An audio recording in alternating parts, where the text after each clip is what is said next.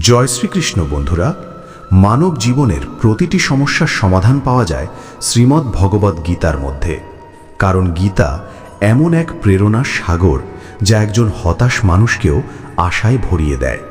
আমি সম্পূর্ণ বিশ্বাসের সাথে বলতে পারি, যে কেউ যদি গীতার জ্ঞান মন দিয়ে শোনে এবং জীবনে প্রয়োগ করে, তাহলে সে তার জীবনের প্রতিটি সমস্যার সমাধান খুঁজে পাবে এবং তার কাঙ্ক্ষিত লক্ষ্য অর্জন করতে পারবে।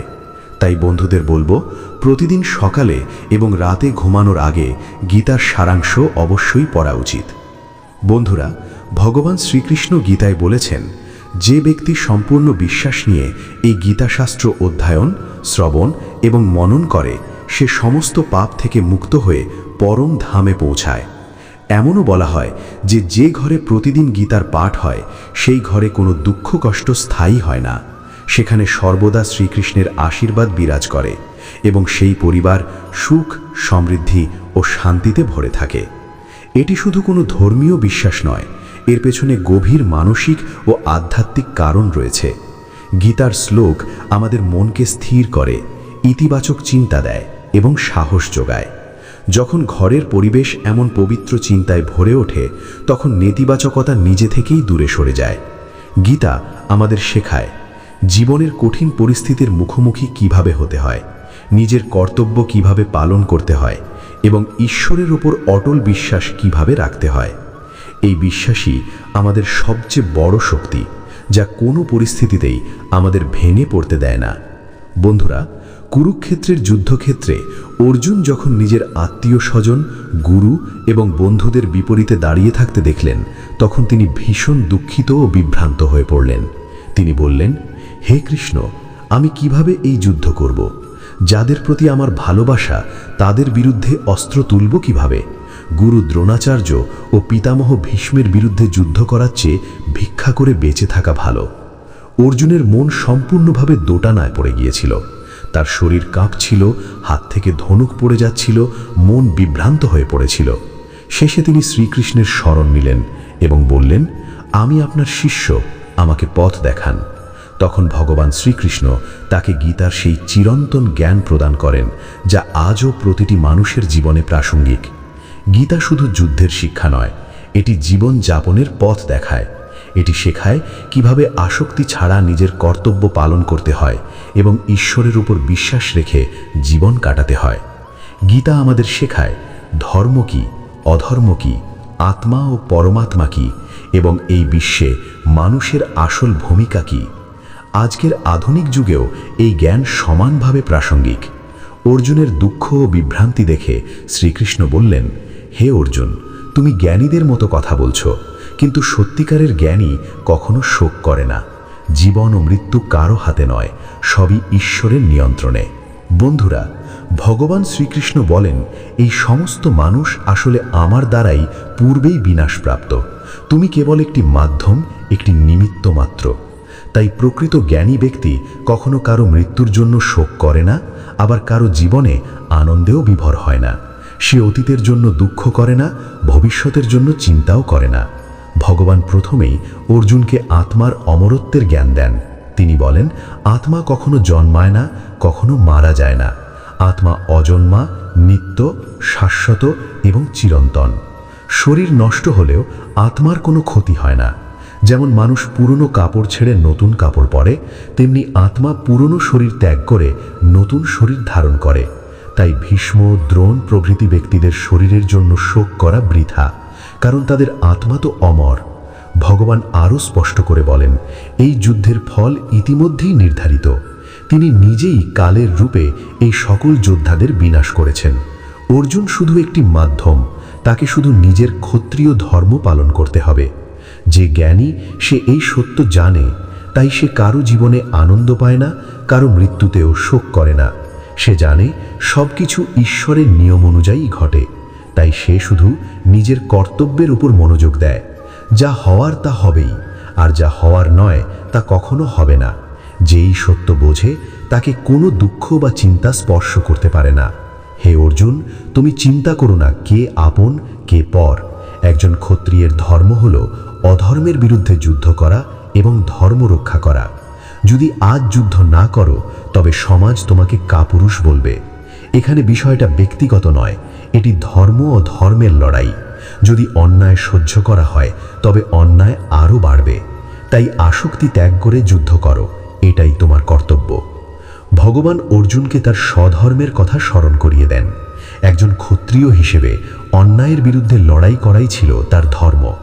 কৌরবরা অধর্মের পথ বেছে নিয়েছিল, তারা পাণ্ডবদের প্রতি অন্যায় করেছিল, তাই তাদের বিরুদ্ধে যুদ্ধ করাই ছিল অর্জুনের কর্তব্য।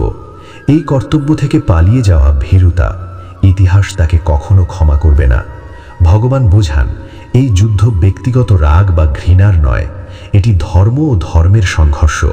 তাই ব্যক্তিগত মোহ ত্যাগ করে ধর্ম রক্ষার জন্য যুদ্ধ করাই হলো নিষ্কাম কর্ম, যা মুক্তির পথ। শ্রীকৃষ্ণ আরও বলেন, এই বিশ্ব আমার মায়া, আমি থেকেই এই সৃষ্টির উৎপত্তি, আমি এর পালনকর্তা এবং আমি এর সংহারকর্তা। আমি অতীত, বর্তমান ও ভবিষ্যতের সকল প্রাণীকে জানি, কিন্তু কেউ আমাকে সম্পূর্ণভাবে জানতে পারে না। এই সমগ্র সৃষ্টি তাঁরই প্রকাশ, সব কিছু তাঁর থেকেই সৃষ্টি, তাঁর মধ্যেই স্থিত এবং শেষে তাঁর মধ্যেই বিলীন হয়। তিনি ত্রিকালদর্শী, সব জানেন, কিন্তু তার যোগমায়ার আচ্ছাদনে সাধারণ মানুষ তাকে চিনতে পারে না। কেবল ভক্তি ও জ্ঞানের মাধ্যমেই তাকে জানা সম্ভব। এই জ্ঞান অহংকার ধ্বংস করে এবং মানুষকে বুঝতে সাহায্য করে সে এই বিশাল সৃষ্টির একটি ক্ষুদ্র অংশ, যার নিয়ন্ত্রক স্বয়ং ঈশ্বর। শ্রীকৃষ্ণ বলেন, যেমন অন্ধকারে আলো জ্বলে ওঠে, তেমনি সত্য একদিন প্রকাশ পায়। আর মৃত্যু, এটি এক অবশ্যম্ভাবী সত্য। যার জন্ম হয়েছে তার মৃত্যু নিশ্চিত। এই সত্য মেনে নিলে জীবনের প্রতি আসক্তি কমে যায় এবং বৈরাগ্য জন্মায়। ভগবান তার বিভূতির বর্ণনা দিয়ে বলেন, সূর্যের মধ্যে আমি, বেদের মধ্যে সামবেদ আমি, দেবতাদের মধ্যে ইন্দ্র আমি, ইন্দ্রিয়ের মধ্যে মন আমি, পাহাড়ের মধ্যে হিমালয় আমি, জলাশয়ের মধ্যে সমুদ্র আমি। এই বিশ্বে যা কিছু শক্তিশালী, উজ্জ্বল ও মহান, সবই তাঁরই অংশ। এই জ্ঞান মানুষের হৃদয়ে ঈশ্বরের প্রতি ভক্তি ও বিস্ময় জাগিয়ে তোলে। বন্ধুরা, এই পৃথিবীতে সেই মানুষই সবচেয়ে ধনী যে নিজের মনকে শান্ত রাখতে শিখেছে। মানুষের দুঃখের মূল কারণ তার আসক্তি। যত বেশি আসক্তি, তত বেশি দুঃখ। শ্রীকৃষ্ণ বলেন, যা হয়েছে ভালোই হয়েছে, যা হচ্ছে ভালোই হচ্ছে, যা হবে তাও ভালোই হবে। তুমি কি হারিয়েছ? কিসের জন্যে কাঁদছ? তুমি কি নিয়ে এসেছিলে আর কি বা নিয়ে যাবে? বন্ধুরা, তুমি কি হারিয়েছ? তুমি কি সৃষ্টি করেছিলে আর কি বা ধ্বংস করেছ? যা এখান থেকে নেওয়া হয়েছে তা এখান থেকেই নেওয়া হয়েছে, আর যা দেওয়া হয়েছে তা এখানেই দেওয়া হয়েছে। যা আজ তোমার, কাল তা অন্য কারো হয়ে যাবে, কারণ পরিবর্তনই এই বিশ্বের একমাত্র নিয়ম। ভগবান শ্রীকৃষ্ণ বলেন, মনের শান্তি সবচেয়ে বড় সম্পদ। যার মন শান্ত ও স্থির, সেই প্রকৃত সুখী এবং প্রকৃত ধনী। মানুষের দুঃখের মূল কারণ হল আসক্তি। বস্তু, মানুষ এবং ফলাফলের প্রতি অতিরিক্ত আসক্তি ইচ্ছা, কামনা, ক্রোধ, লোভ এবং শেষ পর্যন্ত দুঃখের জন্ম দেয়। তাই দুঃখ থেকে মুক্তির একমাত্র পথ হল আসক্তি ত্যাগ। যা হয়েছে ভালোই হয়েছে, যা হচ্ছে ভালোই হচ্ছে, যা হবে তাও ভালোই হবে। এই চিন্তাভাবনা আমাদের অতীতের অনুশোচনা এবং ভবিষ্যতের উদ্বেগ থেকে মুক্তি দেয়। আমরা খালি হাতে এসেছি এবং খালি হাতেই চলে যাব। যা কিছু পেয়েছি তা এখান থেকেই পেয়েছি এবং এখানেই থেকে যাবে। এই ক্ষণস্থায়ী পৃথিবীতে কোনো কিছুই স্থায়ী নয়। তাই এটা আমার ভেবে অতিরিক্ত আসক্ত হওয়াই হলো অজ্ঞানতা এবং দুঃখের কারণ। এই উপলব্ধি থেকে জন্ম নেয় বৈরাগ্য এবং সমতা।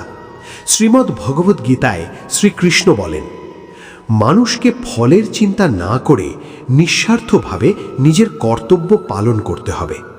হে অর্জুন, নিজেকে ঈশ্বরের কাছে সমর্পণ করো, এটাই সবচেয়ে বড় আশ্রয়। শ্রীকৃষ্ণ বলেন, মানুষ তার জন্ম দিয়ে নয়, তার কর্ম দিয়ে মহান হয়। যখন মানুষ নিজের কাজেই আনন্দ খুঁজে পায়, তখনই সে পূর্ণতা লাভ করে। ইচ্ছা জন্ম নেয় আসক্তি থেকে। যে ব্যক্তি সর্বদা সন্দেহে ভোগে এবং নিজের মনকে নিয়ন্ত্রণ করতে পারে না, তার জন্য না এই জগতে না পরলোকে কোনো সুখ আছে। অসংযত মন শত্রুর মতো, যা মানুষকে বিভ্রান্ত করে, কিন্তু নিয়ন্ত্রিত মনই মানুষের সবচেয়ে বড় বন্ধু। মনকে নিয়ন্ত্রণ করা কঠিন কিন্তু অসম্ভব নয়। অভ্যাস অর্থাৎ নিয়মিত চর্চা এবং বৈরাগ্যের মাধ্যমে তা সম্ভব। ভগবান আবারও কর্মযোগের কথা বলেন, তোমার অধিকার শুধু কর্মে, ফলের নয়। তাই ফলের আশা ছাড়াই শুধুমাত্র কর্তব্যবোধ থেকে কাজ করো। এটাই নিষ্কাম কর্মযোগ। তিনি শরণাগতির পথও দেখিয়েছেন। সব কিছু আমার উপর ছেড়ে দাও, আমার শরণে এসো, আমি তোমাকে সব পাপ থেকে মুক্তি দেব।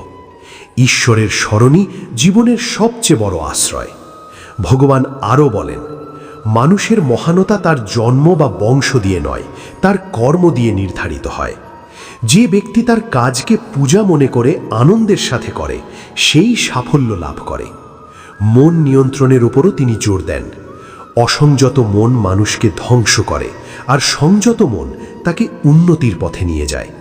সন্দেহ এবং অবিশ্বাস সুখের সবচেয়ে বড় বাধা। ঈশ্বর ও শাস্ত্রের ওপর বিশ্বাস রাখা জরুরি। শ্রীকৃষ্ণ বলেন, যেমন ঋতু পরিবর্তন হয়, তেমনি জীবনে সুখ দুঃখ আসা যাওয়া করে। এই সব দেখে বিচলিত হওয়া উচিত নয়। সময় এবং ভাগ্যের আগে কেউ কিছু পায় না। যেমন প্রদীপের নিচে অন্ধকার থাকে, তেমনি যৌবনের আড়ালে লুকিয়ে থাকে বার্ধক্য এবং দুর্বলতা। মানুষের মন তাকে সব সময় ভোগ ও ইচ্ছার জালে বেঁধে রাখে। সে তাকে নিজের আত্মাকে বোঝার সুযোগই দেয় না। যা হয়েছে ভালোই হয়েছে, যা হচ্ছে ভালোই হচ্ছে, যা হবে তাও ভালোই হবে। এই চিন্তাভাবনা আমাদের অতীতের অনুশোচনা এবং ভবিষ্যতের উদ্বেগ থেকে মুক্তি দেয়। আমরা খালি হাতে এসেছি এবং খালি হাতেই চলে যাব। যা কিছু পেয়েছি তা এখান থেকেই পেয়েছি এবং এখানেই থেকে যাবে। এই ক্ষণস্থায়ী পৃথিবীতে কোনো কিছুই স্থায়ী নয়। তাই এটা আমার ভেবে অতিরিক্ত আসক্ত হওয়াই হলো অজ্ঞানতা এবং দুঃখের কারণ। এই উপলব্ধি থেকে জন্ম নেয় বৈরাগ্য এবং সমতা। শ্রীমদ্ ভগবদ্ গীতায় শ্রীকৃষ্ণ বলেন, মানুষকে ফলের চিন্তা না করে নিঃস্বার্থভাবে নিজের কর্তব্য পালন করতে হবে। হে অর্জুন, নিজেকে ঈশ্বরের কাছে সমর্পণ করো, এটাই সবচেয়ে বড় আশ্রয়। শ্রীকৃষ্ণ বলেন, মানুষ তার জন্ম দিয়ে নয়, তার কর্ম দিয়ে মহান হয়। যখন মানুষ নিজের কাজেই আনন্দ খুঁজে পায়, তখনই সে পূর্ণতা লাভ করে। ইচ্ছা জন্ম নেয় আসক্তি থেকে। যে ব্যক্তি সর্বদা সন্দেহ ভোগ করে এবং নিজের মনকে নিয়ন্ত্রণ করতে পারে না, তার জন্য না এ জগতে না পরলোকে কোনো সুখ আছে। অসংযত মন শত্রুর মতো, যা মানুষকে বিভ্রান্ত করে, কিন্তু নিয়ন্ত্রিত মনই মানুষের সবচেয়ে বড় বন্ধু। মনকে নিয়ন্ত্রণ করা কঠিন কিন্তু অসম্ভব নয়। অভ্যাস অর্থাৎ নিয়মিত চর্চা এবং বৈরাগ্যের মাধ্যমে তা সম্ভব। ভগবান আবারও কর্মযোগের কথা বলেন, তোমার অধিকার শুধু কর্মে, ফলের উপর নয়। তাই ফলের আশা ছাড়াই শুধুমাত্র কর্তব্যবোধ থেকে কাজ করো। এটাই নিষ্কাম কর্মযোগ। তিনি শরণাগতির পথ দেখিয়েছেন। সব কিছু আমার উপর ছেড়ে দাও, আমার শরণে এসো, আমি তোমাকে সব পাপ থেকে মুক্তি দেব। ঈশ্বরের শরণই জীবনের সবচেয়ে বড় আশ্রয়। ভগবান আরও বলেন, মানুষের মহানতা তার জন্ম বা বংশ দিয়ে নয়, তার কর্ম দিয়ে নির্ধারিত হয়। যে ব্যক্তি তার কাজকে পূজা মনে করে আনন্দের সাথে করে, সেই সাফল্য লাভ করে। মন নিয়ন্ত্রণের উপরও তিনি জোর দেন।